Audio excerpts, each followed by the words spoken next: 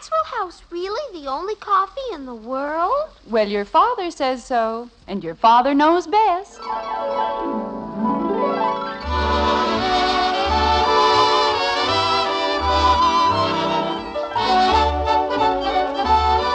Yes, it's Father Knows Best, transcribed in Hollywood, starring Robert Young as father. A half-hour visit with your neighbors, the Andersons. Brought to you by America's favorite coffee, Maxwell House. The coffee that's always good to the last drop.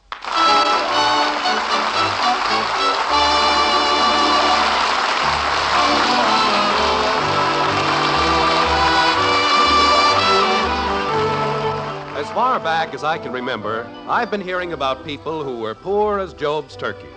Well, the chances are that poor old Job never had a turkey, but he did have troubles. And that's where the average father comes in. So let's go to Springfield to a white frame house on Maple Street and an average father named Anderson. Because when it comes to trouble, Jim Anderson takes a back seat to no one.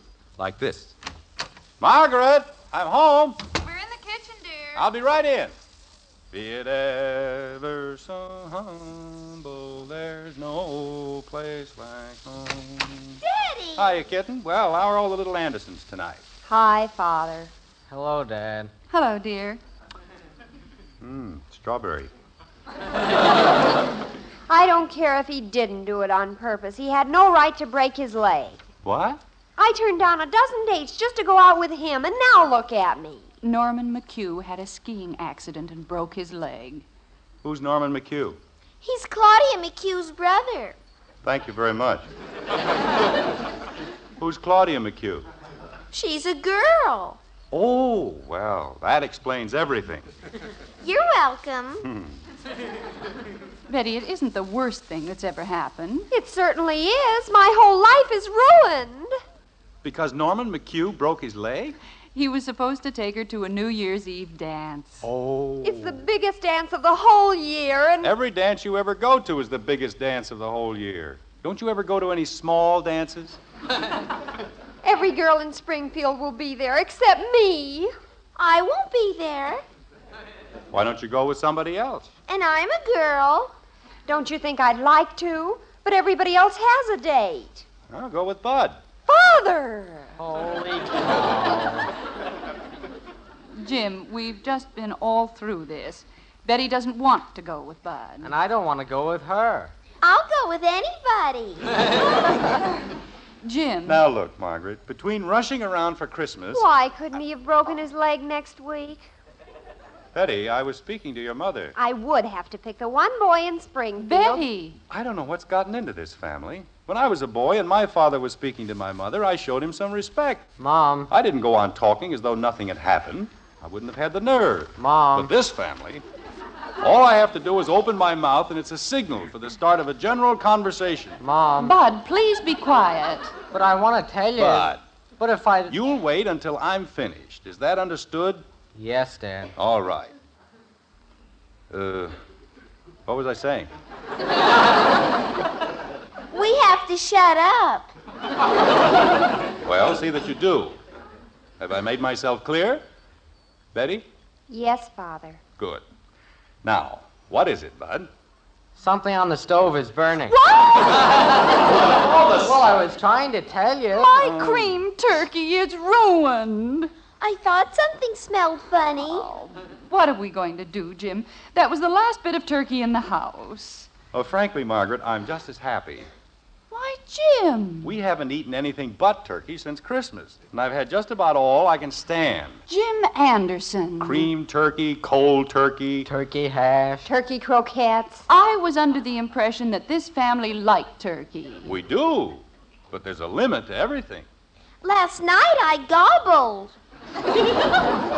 That will be quite enough, Kathleen. Gee whiz. Honey, I don't want you to think that it's your fault. I never said it was. And I certainly wasn't going to throw out perfectly good turkey. Well, let's not argue about it. It's gone, and...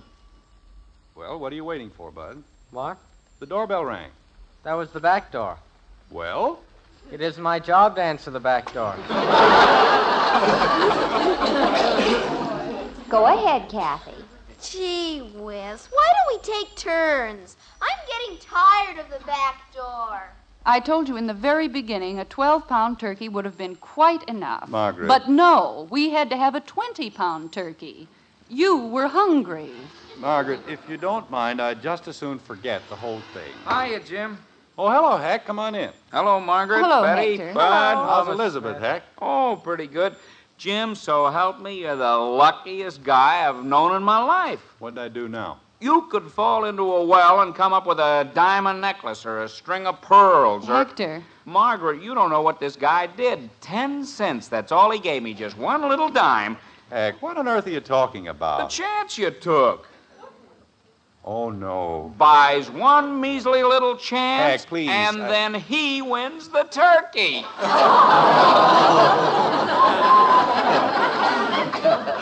Jim.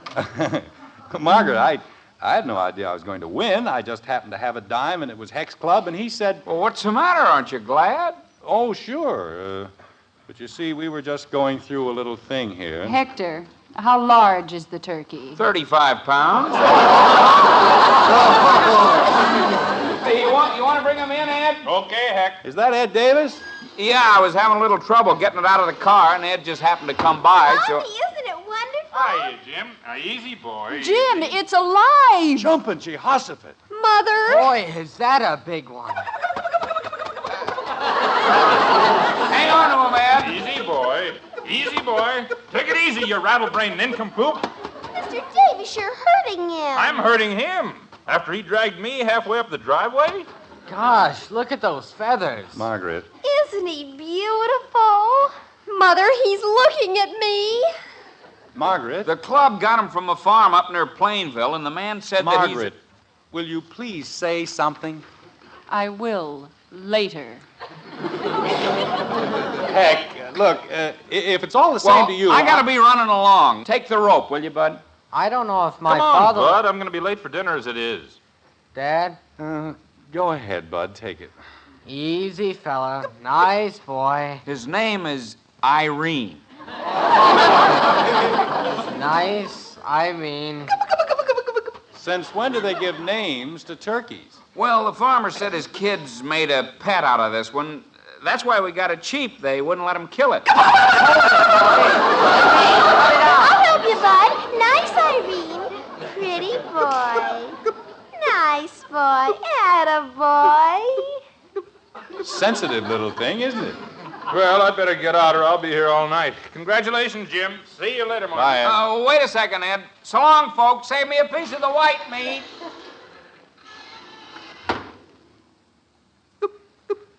Margaret. Well, Now, wait a minute, honey. I didn't do anything wrong. All I did was win a turkey. It wasn't my fault. Jim, when I think of the fuss you were making about turkey. I wasn't making a fuss. Turkey hash, turkey croquettes, turkey a la Oh, king. Margaret, please. Daddy, look. He shakes hands. Isn't that wonderful? Jim, that is the biggest turkey I have ever seen. It'll take us weeks. Nobody said we had to keep it. We'll sell it or give it away. Or we can... Say, Why don't we keep it till next Thanksgiving? I know what we can do. It'll take care of Betty and everybody else. We'll have a party. Father! Jim, we're just getting over Christmas. A New Year's Eve party. That's what we'll have. And it won't cost us a cent. Oh, Father, you're wonderful. Boy, that is an idea. Why don't we keep it till next Thanksgiving? We can invite everybody we know, repay all our social obligations, and there won't be a bit of turkey left over. Jim, it isn't a question of how much turkey we'll have left over. Honey, it won't be a bit of trouble, I promise you. We'll all pitch in and help, won't we, kids? I think it's a wonderful idea, Father. Is it all right if I invite Joe? How about it, Margaret? Why don't we just keep it till next Thanksgiving? Margaret?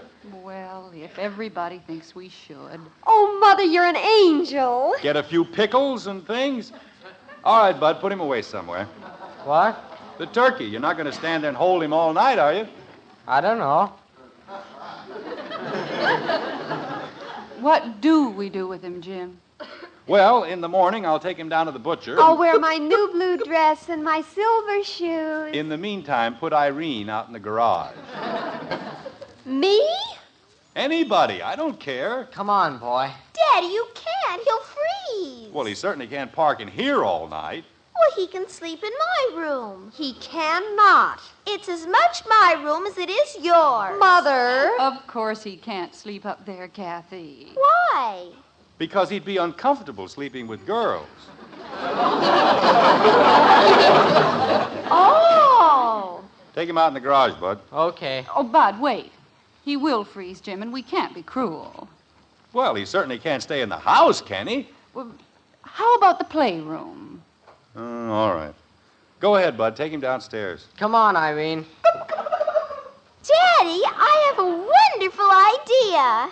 Yes? Why don't we keep him till next New Year's?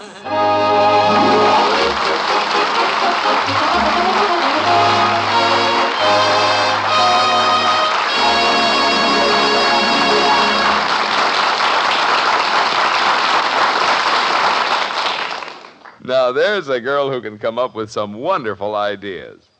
Of course, where ideas are concerned, give Father a little credit, too. Yes, sir, the man of the house knows most about lots of things. For one thing, ladies, when it comes to knowing about coffee, truly good coffee you enjoy cup after cup, the world's greatest expert is that man of yours. Yes, the number one expert is your husband. Of course, to the coffee trade, we're experts, too. They know more people enjoy our Maxwell House coffee than any other brand. But when you brew the coffee and fill the cups, the expert you aim to please, he's your husband. And tomorrow, if you'll fill his cup with Maxwell House, we're sure he'll say, "Now that's real coffee. Best I ever tasted." In fact, if he doesn't, we'll give you back your money. We're that sure. We know there's no coffee tastes like Maxwell House because no coffee's made like Maxwell House. You see, there's only one recipe anywhere for that famous good to the last drop flavor. A recipe demanding certain fine coffees blended just so. And only Maxwell House has that recipe. Knowing this, won't you get Maxwell House coffee tomorrow? Serve it to your husband. If he doesn't say, "Best coffee ever," just send us the can, an unused portion, and we'll gladly refund the price you paid. Our address is right on every familiar blue tin.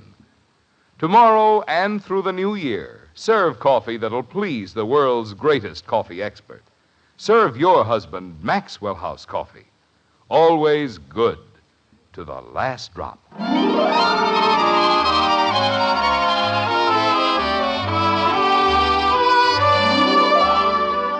Shortly before the turn of the century, a poet named Leland wrote a series of verses titled Frost Pictures.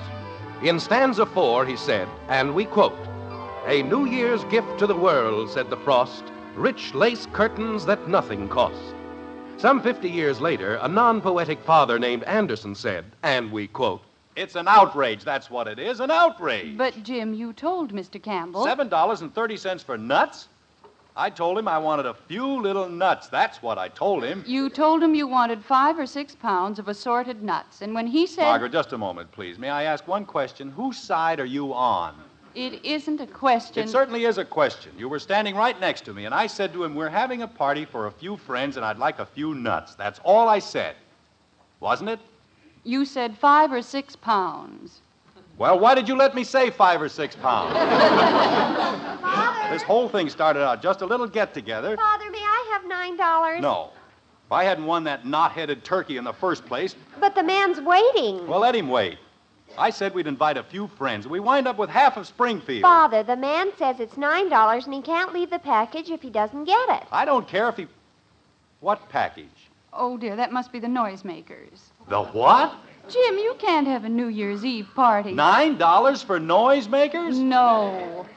But we had to have paper plates and napkins, and I thought a few decorations would look nice. Betty, Yes, Father? here's my wallet. Just stand in front of the house and throw money at anybody who walks by. Okay, Father. I'll let you know when I run short. Yes, you do that. Jim. Honey, this is getting ridiculous. I've done nothing but pay bills ever since Hector walked in here with that free turkey. But, Jim, you can't have 40 people. I didn't say I wanted 40 people. All I said was... You said we were going to pay our social obligations. All right, but since when are we obligated to 40 people? I don't even know 40 people. Now, look, Jim, let's be fair about it. I haven't asked one single person. Since when do we owe anything to the Clarks? I haven't even seen Tom Clark in almost 2 years. Well, And the Donaldsons. I don't even like the Donaldsons. I know, Jim. Then why but did you ask them? Because Kay Donaldson is the only one in the neighborhood with a large enough pan. That's why.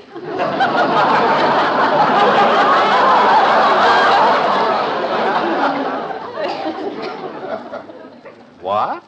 I suppose you think it's easy to find a pan that'll hold a 35-pound turkey. I certainly wasn't going to buy one just for this once. I know, honey, but I thought if we just bought a few pickles... Jim Anderson, you can't have a party with just turkey and pickles.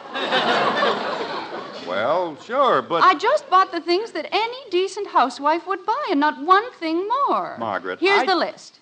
And if you can find one thing we didn't need, but one thing... Margaret... You can't make an aspic salad without Jell-O, and you certainly have to have lettuce. I know, but... And what else did I buy? Just olives and celery, radishes, onions, tomatoes, carrots, potatoes, coffee, milk, butter, bread, cheese, cranberries, apples, pears, cherries, grapes, ice cream and mince pie and pumpkin pie and a few little cakes and mince and potato chips and a ham.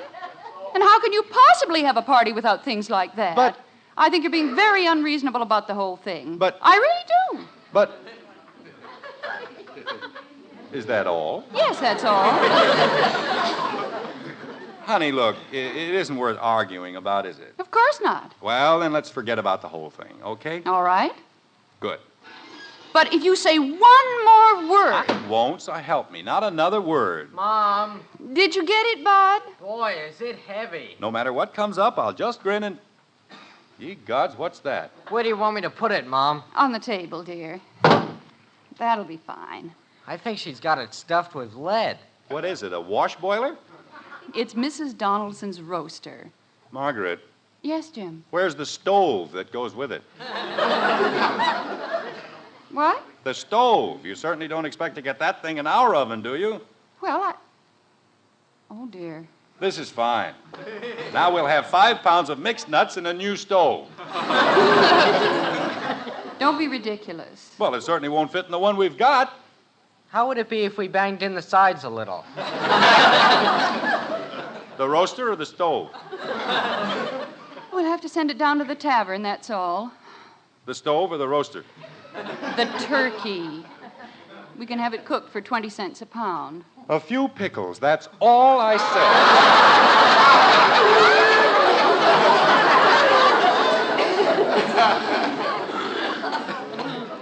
Jim, when will the turkey be ready? Oh, well, Johnny said if I'd bring it over to his house... You mean you haven't? Well, he said it would only take an hour to kill and clean it, and Kathy was having such a good time with it. But it's after 10 o'clock. Well, I didn't figure there was any hurry, so... Do you know how long it takes to cook a 35-pound turkey? A couple of hours, I guess. A couple? It takes 15 minutes a pound, and 35 pounds, that's almost 9 hours. Takes that long, huh? Jim Anderson, Well, we'd better get started. Bud, why don't you take Irene? Me? Why do I have to do it? Now, just a minute, Bud. You're going to eat the turkey, aren't you? Well, sure, but why do I have to be the one to have him killed? Margaret, have you ever heard anything so ridiculous in your whole life? Well, Bud has become very attached to Irene. Oh. Why doesn't Betty take him down? She doesn't even like him. That isn't so. Well, you run away from him every time he comes over. That has nothing to do with it. I think he's very cute. Bud, he's only a turkey. Then why don't you take him down? Just a minute, Bud. Let's not forget, I'm still your father. I'm sorry, Dad, but holy cow. Jim, I don't know how much more of this I can stand. You've been arguing the same thing for 3 days. Honey, look, you'd know exactly what to tell Johnny. I mean, about how you want him cleaned and everything. There isn't anything to tell him. You just clean it, that's all. Okay, I've got another idea. Kathy, You want me, Daddy? bring Irene up here like a good girl. Okay. Now, here's what we'll do. We'll put Irene in the car, and we'll all drive over to Johnny's together. Jim. It'll do us good to get out in the fresh air. And Jim Anderson, you're afraid. Afraid? Why, Irene and I get along fine. That isn't what I mean. You're afraid to have him killed.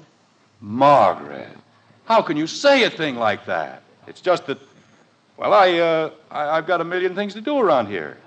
I've got to, Yes?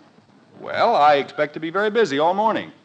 And I certainly think that with 3 children in the house, Now, look, Bud. I'm sorry, Dad, but I don't want to have anything to do with it. And don't look at me. That's fine. That's just fine. I asked you to do one little thing for me. Daddy, isn't this cute?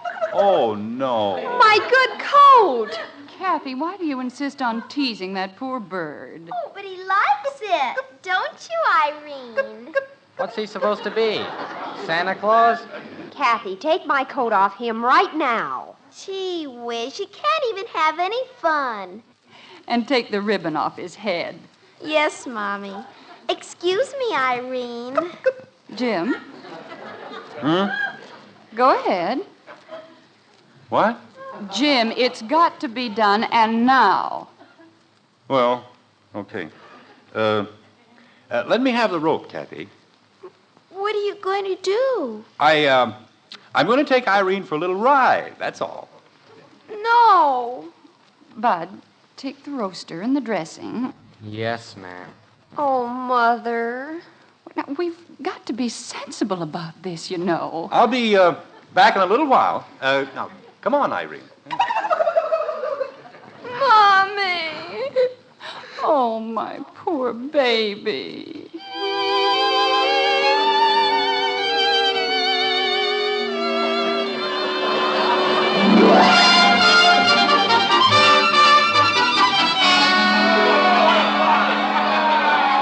Boy, is this a party. Yahoo! Having fun, Tom? Jim, I've got to hand it to you. When you throw a party, it's a party. Well, if you're going to do a thing, you might as well do it right. That's what I always say. Yes, sir. Oh, excuse me, Tom. Heck, can I speak to you for a minute? Yahoo! Oh, how you doing, Jim? Ed and I were just saying... We feel sort of like the fairy godfather of this whole clam bake. You do, huh? Why, sure. We brought the turkey over, didn't we? What a turkey. Yeah. And what a party. I've had 3 helpings of everything. You've had 4. Well, who keeps score? Jim does. Very funny, both of you. And I hope you know what this party's costing me, you and your turkey. What are you kicking about? Only cost you a dime, didn't it? That's what you think. Daddy. By the time I got through with... Daddy, want to hear something cute? I'm very busy, Kathleen. Oh, but it'll only take a second. Go ahead, honey. That means Happy New Year. Happy New Year, Irene. He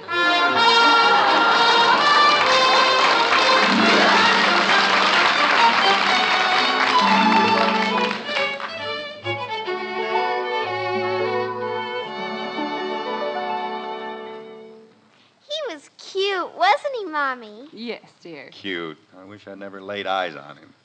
May I have my coffee, please? Of course, dear. It's a good thing the butcher had an extra turkey, wasn't it, Dad? Oh, yes. Haven't you heard? I'm a very lucky fella. Oh, Jim, you know you're just as happy as we are that Irene wasn't killed. Sure. I'm the happiest guy in Springfield. I'm very happy. Mr. Thompson says he'll have his own cage and everything. May I please have the cream and sugar? And I don't think 50 cents is very much. It's cheap considering how much Irene eats. And the man said we can visit him every Sunday if we want to. Will someone please pass the cream and sugar? You know, Dad... Bud, please, not now. Here you are, dear. Thank you. 50 cents a week. That's $26 a year. Just because I took one measly 10-cent chance. Gee, isn't it nice to have a lucky father?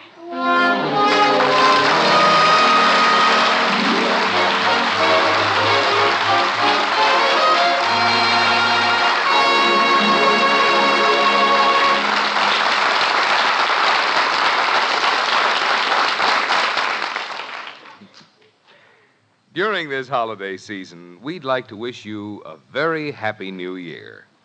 For our part, during the year ahead, we're going to see to it that you enjoy wonderfully good coffee every pound of Maxwell House you open. We know that these days you're on the lookout for the most in flavor for every penny you spend. And next year, just as every year, for more than half a century, that's what you can expect in every pound of our Maxwell House coffee. A generous extra measure of flavor in every familiar blue tin. And with this promise from Maxwell House, let me extend again our sincerest wishes for a very happy New Year.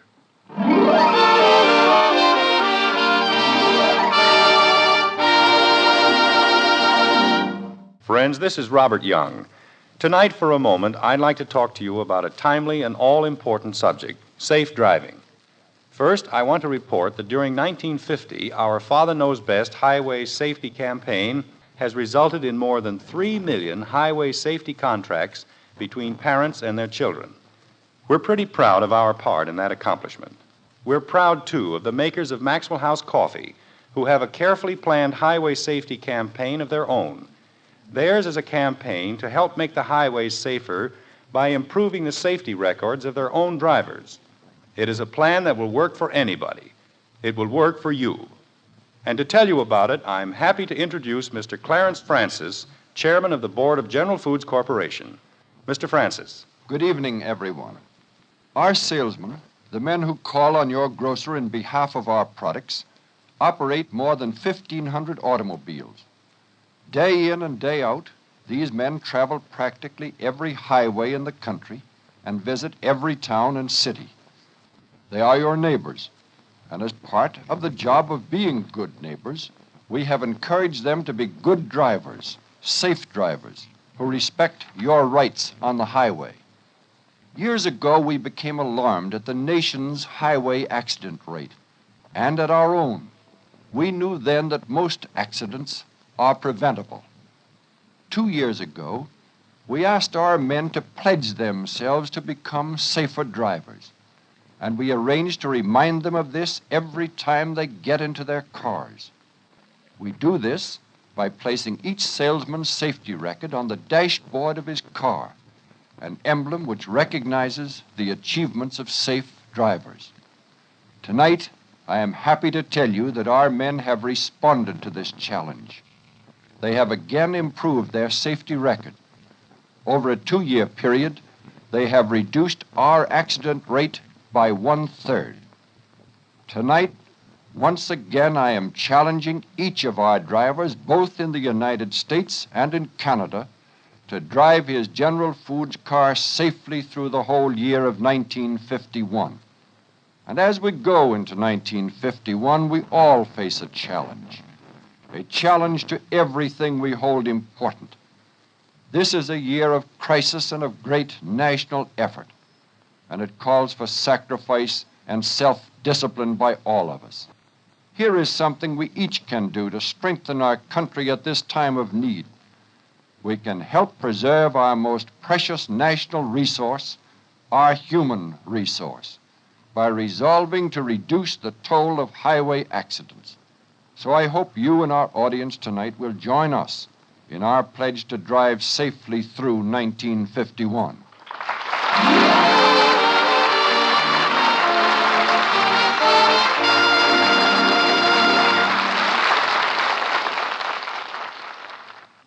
At breakfast time, you don't have to say, "You children eat your cereal right this instant." just say, Hopalong Cassidy is crazy about hot wheatmeal. just a little psychology. Yes, to get your children to eat a hot cereal, just tell them Post Wheatmeal is Hopalong Cassidy's favorite hot cereal, and they'll eat it too. Post Wheatmeal is chock full of solid whole wheat nourishment, has a wonderful nut-like flavor, and it cooks in just 3.5 minutes. You'll see, you'll all agree, it's the best hot cereal you ever ate.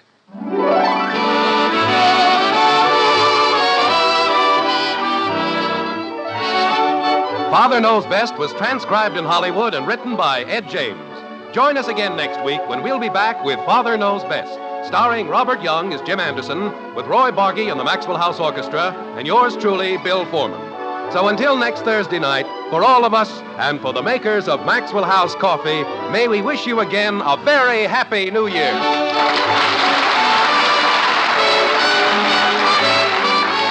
Jack Webb and Dragnet. Good listening next on NBC.